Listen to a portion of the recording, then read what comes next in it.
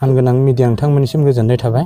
नैथियावहाय बे कलबारि हालामाव नुजाफैनाय बर' रायजो राजाफोरनिसिम साबायखर बावनाय थाबाय। आंखौ दिनै वेलकाम हम सेरिमनियावहाय एसेबां ग्लोम ग्लोमै फैनानै दुखु खस्थ'जों बरायफैदों। जोंनि दुखु खस्थ'आथ' बिदिनोसै। जेब्ला जों आफादाव थांदोंमोन, आफादनि थांखिखौ लानानै बे समनिफ्रायनो जोंनि दुखु खस्थ'आ जागायजेनदोंमोन।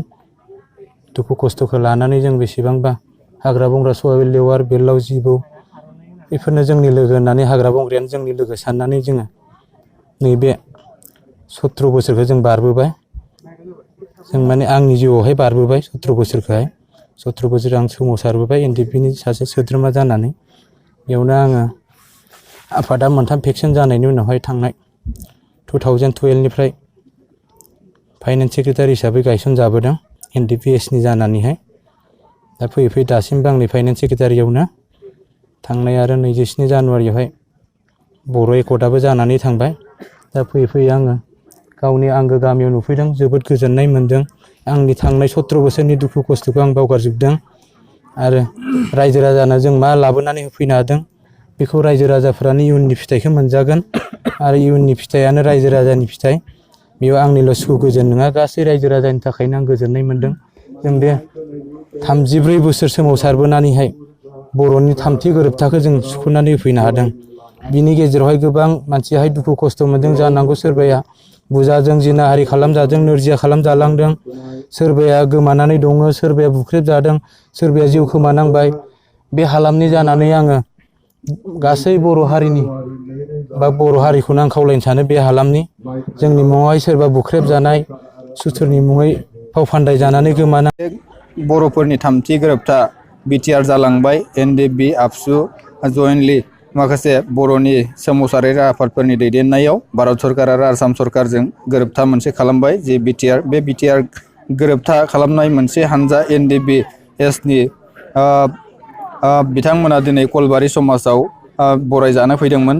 बे बरायजानो फैनायाव जोंबो खोला बिजनि दख'रा हिसाबै जों बिथांमोनखौ बरायनो मोननानै जोङो दख'रा आफादनिफ्राय गोजोननायखौ मोन्दों।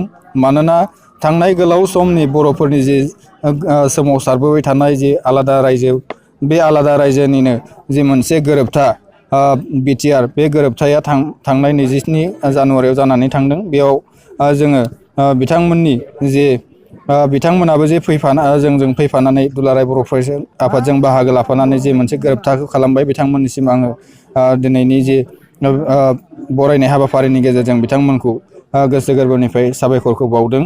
दा जोङो जि मोनसे बर'फोरनि जे 3थि गोरोबथा बिटिआर खालामबाय, बे बिटिआर गोरोबथा खालामनायनि गेजेरजों जोङो सानदों, दुलाराय बर' फरायसा आफाद हिसाबै जों सानदों, दा बे गोरोबथानि गेजेरजोंनो जोङो बर' माहारिनि गांनाय उखैनाय राव थुनलाइ हारिमु गासैखौबो जों जौगाहोनो हागोन होननानै जों सानदों।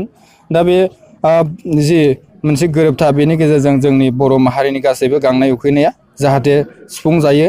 आरो बे गांनाय उखैनायखौ सुफुंनो थाखाय जोंनो दिनै माखासे मोजां सामलायगिरिनि गोनांथि जागोन। दा बे मोजां सामलायगिरिनि गोनांथि जायोब्ला जोङो सम लानानै जोंनि सामलायगिरि बिथांमोनखौ जाहाथे रायजो राजा बिथांमोना मोजां गाव गावनि गोसोजों बिबेकजों सानलायनानै सिलेक्ट खालामलायनानै जे बिटिआरनि जि फिथाइ, बे फिथाइखौ रायजो राजाफोरा जाहाथे मोनफुंनो हायो। आं बेखौनो रायजो राजा बिथांमोननिसिम जाहाथे फैबाय थानाय समाव रायजो राजा बिथांमोना सजाग जायो, बेखौ आङो दिनैनि नैबे निउसनि गेजेरजों खावलायनो नागिरदों।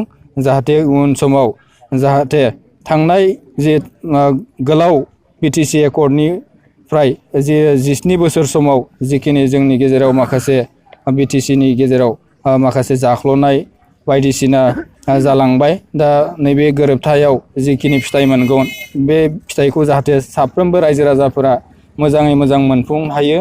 बे मोनफुंनायनि थाखाय साफ्रोमबो रायजो राजा बिथां